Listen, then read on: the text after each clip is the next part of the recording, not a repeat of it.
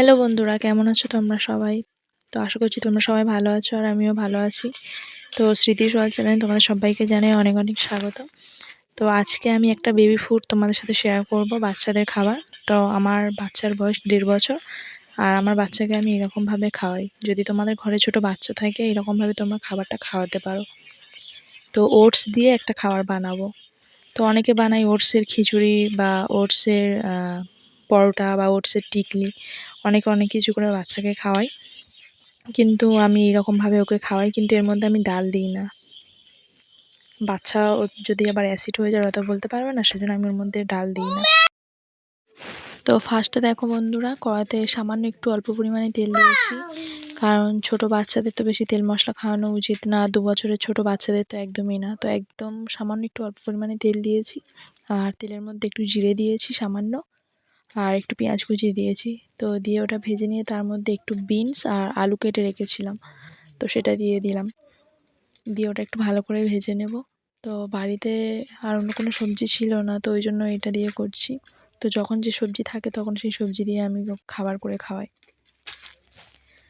তো এটা একটু ভালো করে ভেজে নেব। চলো, তো পেঁয়াজটা যখন ভাজছিলাম পেঁয়াজের সঙ্গে আমি একটু সামান্য অল্প পরিমাণে নুন দিয়ে দিয়েছিলাম। তো নুনটা দিয়ে দিয়েছি, আর নুন দেবো না। চলো এটা একটু ভালোভাবে ভেজে নিই।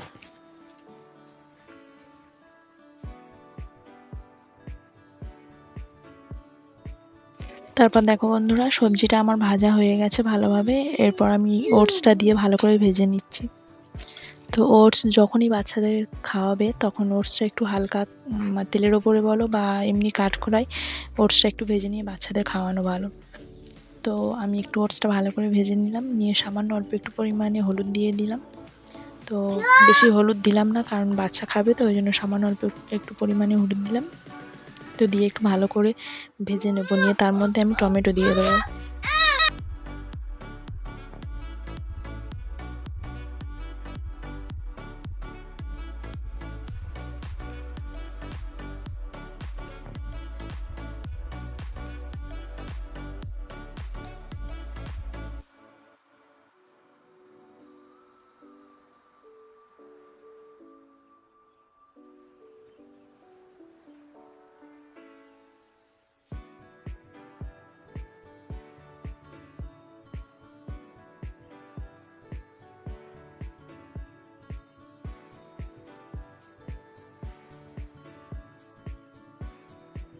তো দেখো বন্ধুরা, আমি হাফ টমেটো কেটে দিয়ে একটু কষে নিলাম ভালো করে, নিয়ে তার মধ্যে আমি জল ঢেলে দিলাম।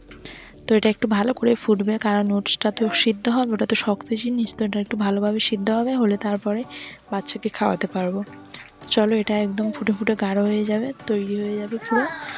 চলো এটা বানিয়ে নিই, তারপর দেখাচ্ছি।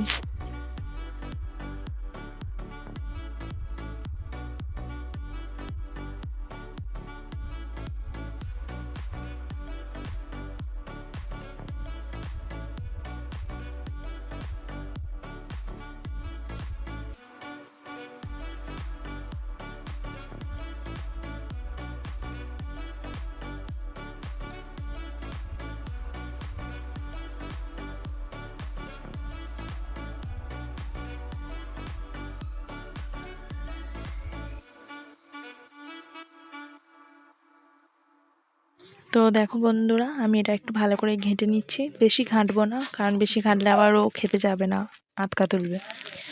তো চলো একটু ভালো করে আলুটা আর ওই ওটসটা একসাথে ভালো করে একটু ঘেঁটে মিশিয়ে নিই, নিলে একটু কাদা কাদার মতো, একটু শুকনো শুকনো মতো হবে, হলে তখন বাচ্চারা খেতে পারবে, বাচ্চাদের খেতে সুবিধা হবে। তো চলো, আমার এটা কমপ্লিট।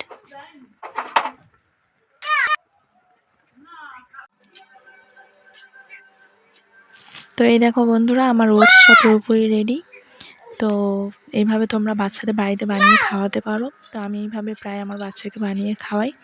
আর এটা পুরোটাও একসাথে খেতে পারবে না, অনেকটা হয়ে গেছে, এটা দুবার ধরে ওকে খাওয়াতে হবে।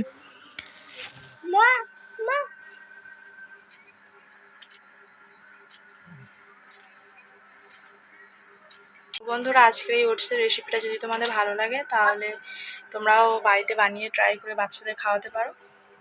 আর যদি ভিডিওটা তোমাদের ভালো লাগে তাহলে একটা লাইক কমেন্ট শেয়ার করে দিও। আর আমার চ্যানেলে যারা নতুন তারা আমার চ্যানেলটি সাবস্ক্রাইব করে দিও। তো তোমরাও এইভাবে বাড়িতে বাচ্চাদেরকে বানিয়ে খাওয়াতে পারো। চলো আজকের ভিডিওটা এই পর্যন্ত, সবাই ভালো থেকো সুস্থ থেকো, আবার নেক্সট ভিডিওতে তোমাদের সাথে দেখা হবে।